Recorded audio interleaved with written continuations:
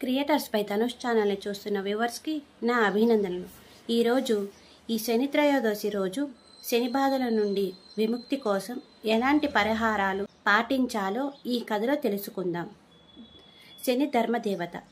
గరుడ పురాణం ప్రకారం శని ధర్మదేవత మానవులు చేసిన పాపపుణ్యాలు లెక్కించి తత్ఫలితాలను ఇచ్చేవాడు శని భగవానుడు. శని దోష నివారణకు శని త్రయోదశి అత్యంత ప్రభావవంతమైనది జ్యోతిష్య శాస్త్ర పండితులు చెబుతున్నారు. శని త్రయోదశి పూజ ఎవరు చేయాలి?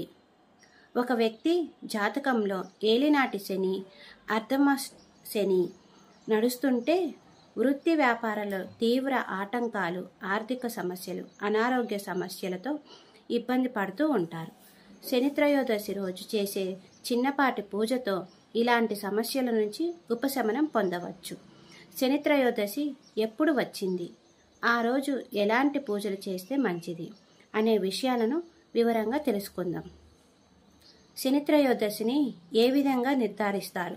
తెలుగు పంచాంగం ప్రకారం శనివారం త్రయోదశి తిథితో కలిసి వస్తే ఆ రోజున శని త్రయోదశి అంటారు. శని త్రయోదశి తిథి విశిష్టత. దేవదానవులు చేసిన క్షీరసాగర మథనంలో ఉద్భవించిన హలాహల తన కంఠంలో దాచుకొని లోకాలను కాపాడిన నీలకంఠుడైన ఆ శివుడికి కృతజ్ఞతలు చెప్పడానికి దేవతలందరూ ఆయన వద్దకు వెళ్ళింది ఈ త్రయోదశి తిథి నాడే అని శివపురాణం ద్వారా తెలుస్తుంది. శని త్రయోదశి ప్రాముఖ్యత. శని త్రయోదశి రోజున శనిదేవుడికి భక్తి శ్రద్ధలతో పూజించి శని త్రయోదశి వ్రతాన్ని ఆచరించడం వలన ఆర్థిక ఆరోగ్య సమస్యల నుండి ఉపశమనం లభిస్తుందని జ్యోతిష శాస్త్ర పండితులు చెబుతున్నారు. శనిదేవుడు కష్టాలు ఇస్తాడా? జ్యోతిష శాస్త్ర రీత్యా శనివారానికి అధిపతి శని భగవానుడు. ఏ వ్యక్తికైనా పూర్వజన్మ కర్మఫలాలను అందించే అధికారం శనిది. అందుకే మానవులకు మంచి ఫలితాలు అయినా చెడు ఫలితాలు అయినా కలిగేది శని భగవానుడు అనుగ్రహం వలనే. నిజానికి శని పాపగ్రహం అంటారు, కానీ ఒక వ్యక్తిని అగ్ని పరీక్షకు గురి చేసి చెడు మార్గం నుండి సన్మాన మార్గం వైపు నడిపించేది శని భగవానుడే. అందుకే శనిదేవుని ఆరాధనకు అంతటి విశిష్టత. శని త్రయోదశి పూజా విధానం. శని త్రయోదశి నాడు సూర్యోదయానికి ముందే నిద్ర లేవాలి, అభ్యంగన స్నానం చేయాలి, ఆలయానికి వెళ్ళాలి. అక్కడ నవగ్రహాలకు ప్రత్యేక పూజలను నిర్వహించాలి. ఈరోజు ప్రధానంగా శనీశ్వరుని ఆరాధించటం, తైలాభిషేకం చేయాలి. ఒక తమలపాకులో బెల్లం ఉంచి శనికి నైవేద్యంగా సమర్పించాలి.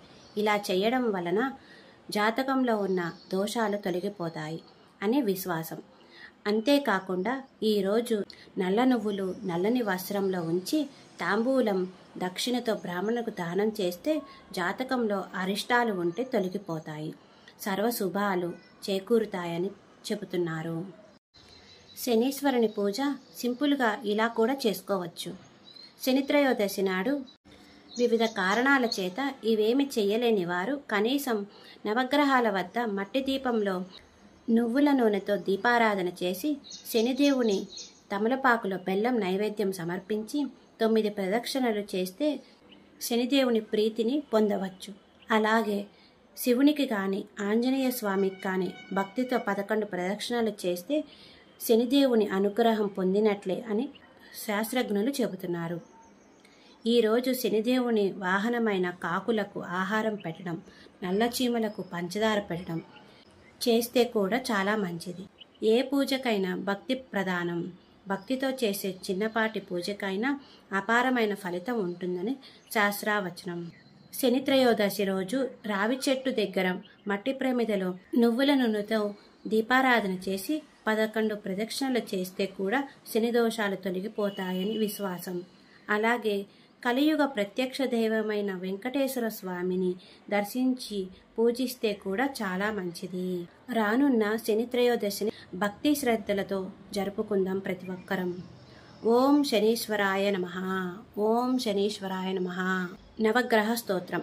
ఆదిత్యాయ చ సోమాయ మంగళాయ బుధాయ చ గురు శుక్ర శనిభేచ్ఛ రాహుకేతవే నమః.